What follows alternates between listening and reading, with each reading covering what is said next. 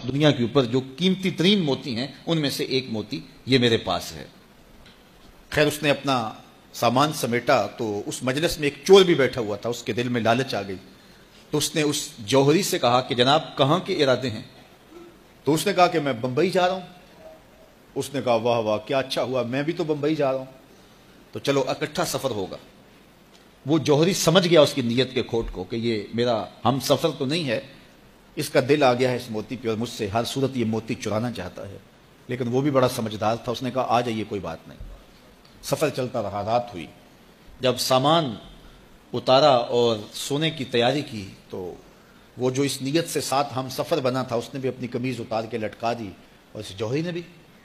اس جوہری نے یوں کیا کہ نظر بچا کے وہ ڈبیا قیمتی موتی والی نکال کر کے اس کی جیب میں ڈال دے اور خود بے فکر ہو کے سو گیا۔ جب یہ خراٹے لینے لگا تو چور اٹھا، اس کا سامان ٹٹولا، اس کی جیبیں دیکھیں، سارا دیکھتا رہا، خیر دن چڑھ گیا۔ جوہری اٹھا، اس نے نظر بچا کر کے اس کی جیب میں ہاتھ ڈال کر کے وہ موتی اپنی جیب میں ڈال لیا۔ صبح جب ناشتے پہ بیٹھے تو اس چور نے باتوں ہی باتوں میں بات کی، وہ آپ کے موتی کی چمک شمک نظر نہیں آئی رات کو؟ تو وہ ہنس کے کہنے لگا نہیں میرے پاس ہی تو تھا، وہ جیب سے نکال کے سامنے رکھ دیا۔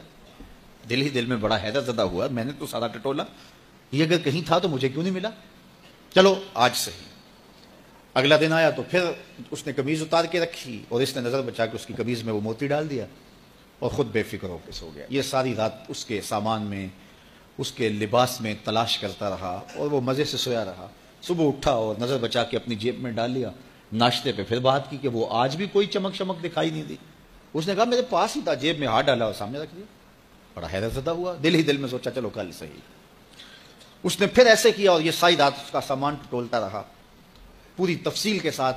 خیر جب صبح ہوئی تو اس نے پھر نظر بچا کے اپنی جیب میں وہ موتی رکھ لیا تھا۔ تو اس نے پوچھا وہ رات والا موتی آپ کا نظر نہیں آیا جس کو آپ کہتے تھے چمکتا ہے؟ کہا وہ ڈبیا میں رکھا ہے اس لیے چمک دکھائی نہیں دی، تھا تو میرے پاس ہی، اور جیب میں ہاتھ ڈالا سامنے رکھ دیا۔ یہ سر پکڑ کے بیٹھ گیا، میں روز اس کی جیب ٹٹولتا ہوں، سامان بھی دیکھتا ہوں، یہ رکھتا کہاں ہے؟ میں نے تو کوئی جگہ نہیں چھوڑی۔ اس نے کہا سچ بتاؤں میں تیرا ہم سفر نہیں تھا، میں چور تھا، میں تم کو بتا رہا ہوں۔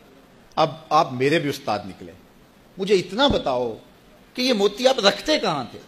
میں ساری رات ٹٹولتا رہا اور 3 دن ہو گئے مجھے، میں نے کوئی گوشہ نہیں چھوڑا، آپ کا سامان کھول کھول کے دیکھا ہے، آپ کا لباس الٹ پلٹ کے دیکھا، لیکن مجھے ملا ہی نہیں، یہ رکھتے کہاں تھے؟ مجھے یہ تو بتاؤ۔ اس نے کہا لوگوں کی جیب میں ٹٹولتے رہے، اپنی جیب میں ہاتھ ہی نہیں ڈالا۔ بلے شاہ اڈ دیاں پھڑنے جڑا گھر بیٹھا ہے انہوں پڑھیا ہی نہیں۔